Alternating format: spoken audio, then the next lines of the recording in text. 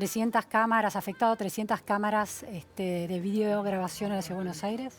Yo diría en términos generales de que cualquier cosa que invada el espacio privado es motivo de preocupación.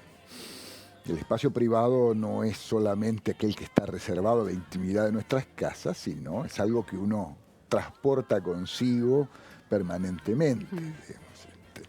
Así como nos hurgamos la nariz en casa, también probablemente lo hacemos en público, nos acomodamos la ropa interior, hacemos un montón de cosas que no tenemos interés que otra gente vea, o no tenemos interés que vea gente distinta de aquello para lo que planeamos hacerlo, digamos,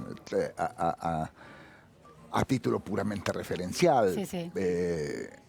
No me interesa que la gente sepa a quién beso por la calle o con quién voy abrazado por la calle. Claro, conceptualmente entiendo esa idea de privacidad aún en el espacio público, pero un sistema que busca, bueno, mayor seguridad en la medida en que retira de la calle a delincuentes que tienen orden de captura y que están prófugos. El balance entre la privacidad de los anónimos, de las personas anónimas que no están registradas en esa base de datos con las que se va a comparar la foto de las personas, contra la seguridad de sacar de la calle a 1.500 acusados de abuso sexual, por ejemplo, o 15.000 acusados de robo. ¿Cómo es ese balance? La primera cosa que deberíamos preguntarnos en función de la escasa información que ha puesto a disposición el gobierno de la ciudad es si efectivamente el proceso de control es respecto de varias decenas de miles de personas que deberían comparecer ante la justicia, por qué razón han tomado las bases de datos del Registro Nacional de las Personas y de la Dirección Nacional de Migraciones, que nos incluye a todos, a vos, a mí, digamos, a 4 millones de personas que normalmente circulamos por la ciudad de Buenos Aires. Claro, la información oficial dice que tienen la base de datos de más de 40.000 personas afectadas en causas judiciales y supuestamente con orden de captura. Según su información, están las bases de datos de toda la población. Sí, esto fue publicado en los medios masivos de comunicación en estos últimos días, además, como declaraciones oficiales de quien es responsable por la seguridad en la ciudad, el vicejefe de gobierno Santilli. De todos modos, este no es el único problema de preguntarnos por qué, hay muchos porqués abiertos. La otra cuestión tiene que ver con que todos los sistemas de reconocimiento facial tienen un porcentaje significativo de lo que llamamos falsos positivos, es decir, el caso que identifiquen a alguien como perteneciente a este conjunto de personas buscadas y que en realidad no lo sean. El ejemplo más dramático de esto sucedió hace un par de años en las finales de la Champions League europea en Gales. La policía de Gales había desplegado un sistema de reconocimiento facial para identificar a aquellas personas que tienen prohibido el acceso a los estadios. Sí. El resultado fue nefasto. Digamos, de las 2.900 identificaciones positivas que hicieron, el 92% eran erróneas.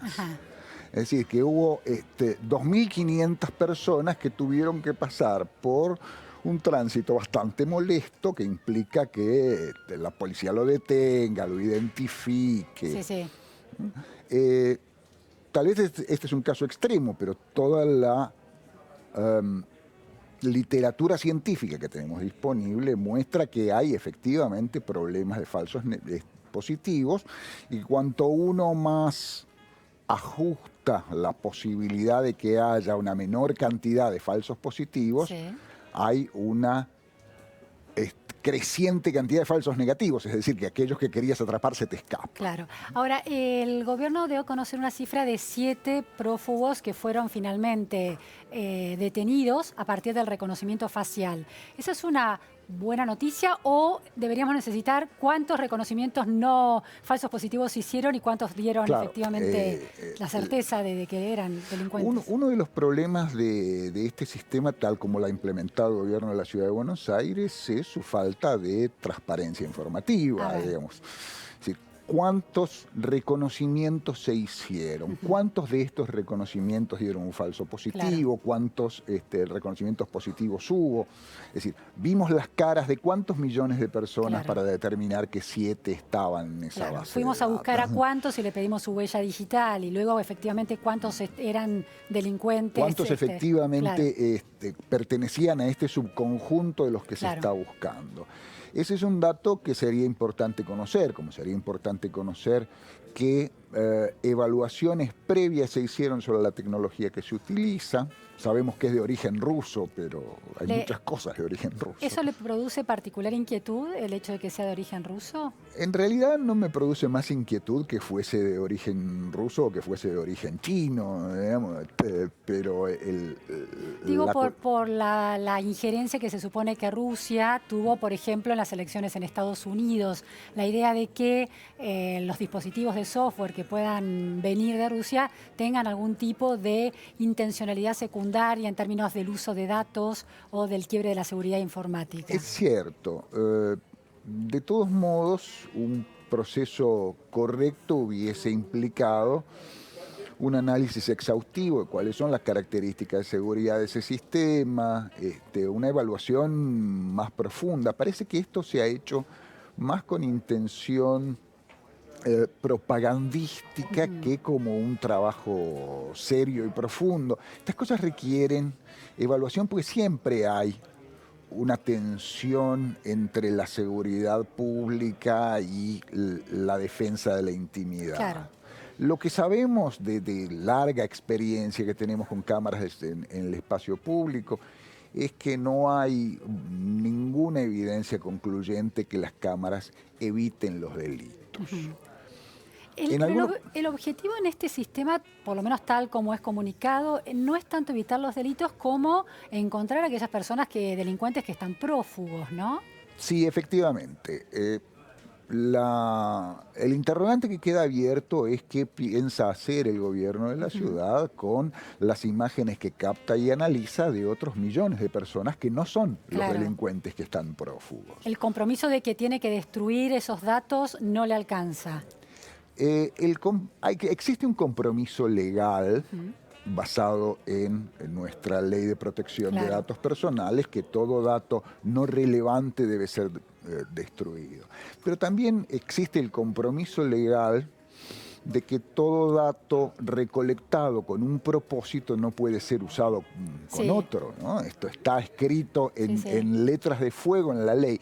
Y sin embargo, sin ninguna autorización legislativa de por medio, el Registro Nacional de las Personas y la Dirección Nacional de Migraciones le han transferido estos datos a la ciudad de Buenos Aires, como lo han transferido al sistema Civios. Claro, el sistema Civios. Digamos, ¿No era anterior? ¿Eso no fue una decisión de la expresidenta Cristina Fernández de Kirchner? Efectivamente, digamos, nuestros problemas con las colisiones con el espacio privado no son cuestiones singulares de este gobierno en particular, vienen sucediendo desde hace años, vienen de una larga tradición autoritaria en la Argentina que lleva muchas décadas. Claro, gobiernos de relato progresista o gobiernos de relatos liberales, neoliberales, también están como en la misma línea de maltrato de los datos privados de alguna manera. Aparentemente sí. Para remontarnos a un antecedente de un pasado un poco más remoto, nuestra ley de identificación, la que hace que tengamos un documento nacional de identidad y que cada uno de los ciudadanos de este país tenga registradas sus huellas digitales como si fuese sospechoso de haber cometido algún crimen, data de una dictadura militar. ¿No existía antes ese sistema? Fue hecho por la dictadura militar de Onganía en 1967. Qué interesante ese dato, ¿eh? Y ningún gobierno democrático se ha preocupado en reformar. Claro, porque además es muy diferente a otras sociedades, como no sé, yo he vivido en una sociedad canadiense que no existe un DNI, es simplemente la cartilla de seguro social que no tiene foto, no tiene ningún tipo de registro de identidad, ¿no? Sí, en general la mayoría de las sociedades democráticas occidentales no tienen estos mecanismos de control exhaustivo. Uno piensa en los documentos de identidad italianos, por ejemplo, que son muy simpáticos de cartón. Ahora los han reemplazado por una cédula, pero no hay un registro centralizado de huellas digitales, por ejemplo. Ahora, Enrique, esto es, a ver, en una sociedad con inquietud sobre niveles de violencia, no de niveles de violencia en términos de homicidios, porque la Argentina tiene unas tasas comparativas con la región muy aceptables, pero sí motochorros, atracos en la calle, entraderas, esas cosas cotidianas que vive la gente. La presencia de cámaras de reconocimiento facial genera una ilusión de seguridad, pero en la práctica no es demasiado eficiente. Yo diría que la mejor inversión en seguridad es después de la mejoría de las condiciones sociales en general, porque Sí. uno ve que las cifras de delito bajan en medida que las condiciones sociales mejoran, el sistema de digamos, contención social mejora y eso reduce las cifras de delito. Pero yendo al plano específico, probablemente la mejor solución está con la presencia policial activa en la calle, ¿no? ¿Una cámara no disuade a un delincuente? No necesariamente. No tenemos evidencia científica que diga eso, salvo en lugares que tienen accesos controlados. Es decir, donde han disminuido con presencia de cámaras los números de delito, han disminuido, por ejemplo, los robos de automóviles en playas de estacionamiento. Está bien, ¿Por qué? Porque la playa de estacionamiento tiene una salida única, claro, y hay una advertencia inmediata que permite cerrar la barrera de salida, y eso escalaría el nivel de delito. La práctica no ha demostrado en realidad que haya una mejora sustantiva en que compense la pérdida de estos espacios de intimidad personal, porque independientemente de la buena voluntad de los gobiernos, y uno puede creer que el gobierno de la Ciudad de Buenos Aires lo ha hecho con las mejores intenciones, acá rige también el principio de precaución. Cuando uno adopta alguna de estas medidas, debería pensar qué puede hacer el peor gobierno democrático que pueda imaginar con un instrumento como este. ¿Qué podría hacer? ¿Qué podría hacer? Yo me planteo un caso con una cuestión muy similar, en cierto sentido, que lanzó el gobierno de la Ciudad de Buenos Aires prácticamente la misma semana en que lanzó este proyecto, que tiene que ver con el registro previo de todos los asistentes a eventos masivos que impliquen más de 5.000 personas. Y esto incluye desde un partido de fútbol hasta, no sé, un concierto del cantante Tour, ¿no? Sí. ¿Un registro online? Es un registro previo, de modo tal que es muy curioso, porque lo hizo también el Ministerio de Seguridad de la provincia de Buenos Aires, con 3 días de diferencia. El gobierno de la Ciudad de Buenos Aires sacó una resolución exactamente igual, que exige que para asistir a cualquier evento masivo, en el caso de la Ciudad de Buenos Aires, que se realice en un estadio deportivo, por ejemplo el de Obras que nos queda acá cerquita, hay un mecanismo por el cual cada asistente debe registrarse previamente, el organizador tiene que emitirle una credencial con identificación por foto y una serie de datos que incluyen hasta el domicilio, con lectura por radiofrecuencia. Y digo, imaginemos, por ejemplo, que mañana hacemos un acto político en la cancha de Ferro. Sí. Todos deberíamos registrarnos previamente, de acuerdo con lo que manda esta resolución. Claro. Y un gobierno un poco menos democrático podría decidir tomar por las pestañas a quienes salen. O un simplemente uso político de persecución política, por ejemplo, ¿no? Entonces, uno debe ser muy cuidadoso al medir estos riesgos, muy cuidadoso. No en vano, sociedades con largas tradiciones democráticas han resistido estos intentos de identificación. El caso más típico es Dinamarca. Dinamarca nunca tuvo un documento de identidad. Ha habido varios proyectos para hacerlo, pero todos han sido derrotados en plebiscitos. ¿Y por qué? Porque la única vez que los daneses tuvieron un documento nacional de identidad fue durante la ocupación nazi. Claro, está atado al control, a la censura, a la violencia del Estado sobre la población. Ahora, Enrique, tengo cifras oficiales sobre el tipo de delincuentes que hay en la ciudad, en el área metropolitana. El 67% de los prófugos están en el área metropolitana, 1.300 buscados por homicidio, 1.500 por abusos sexuales, 15.000 por robo. si un ciudadano sopesa, bueno, me van a filmar, voy cada vez que pase por esa cuadra donde hay una cámara de seguridad, si es que se entera que en esa cámara, que en esa cuadra hay una cámara, van a saber que llego a tal hora, que me voy a tal hora, van a tener información, van a poder decir, mi cara pertenece a tal nombre y tengo ciertos hábitos. Ahora, esa paranoia que puede tener alguien, un ciudadano común, de ser de alguna manera vigilado minuto a minuto en su día a día, no queda compensada por la tranquilidad de que delincuentes que tienen orden de captura, la cuestión es que deben tener orden de captura estos delincuentes, vayan finalmente a la cárcel y este sistema podría ayudar.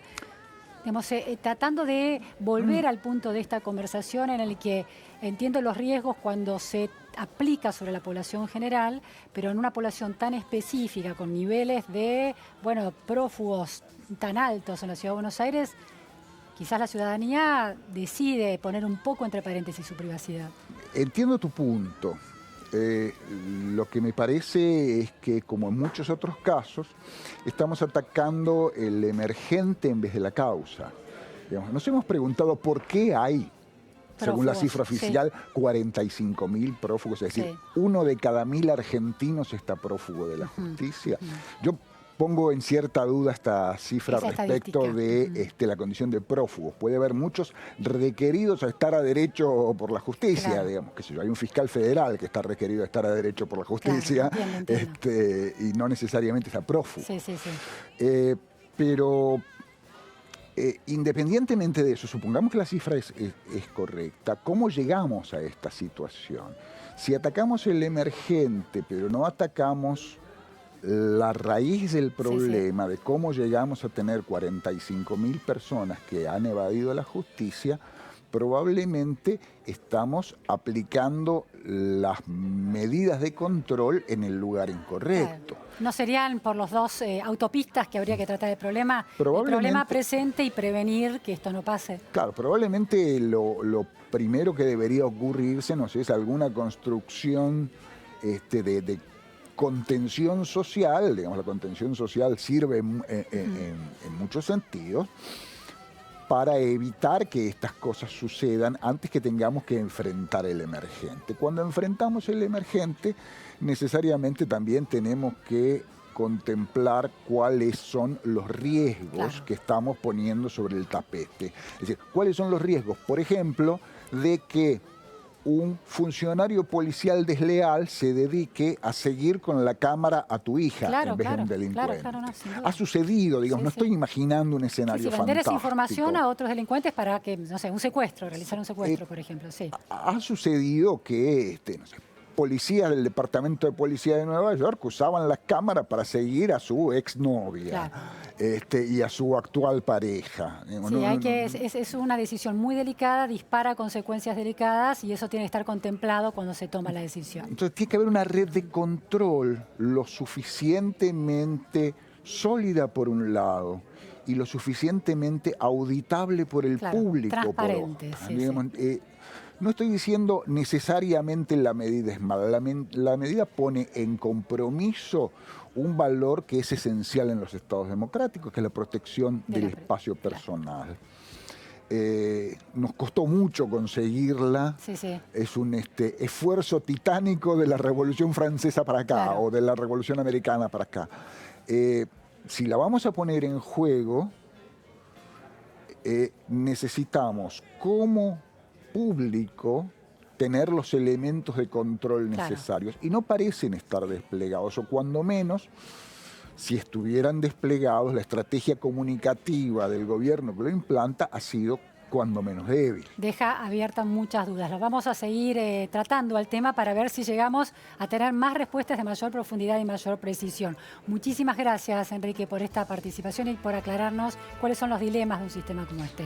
A vos, Luciana, y seguiremos charlando de esto seguramente. Cómo no. Bueno, nos vamos al primer corte en la repregunta, Noticias a Fondo por La Nación Más. No se vayan, enseguida volvemos.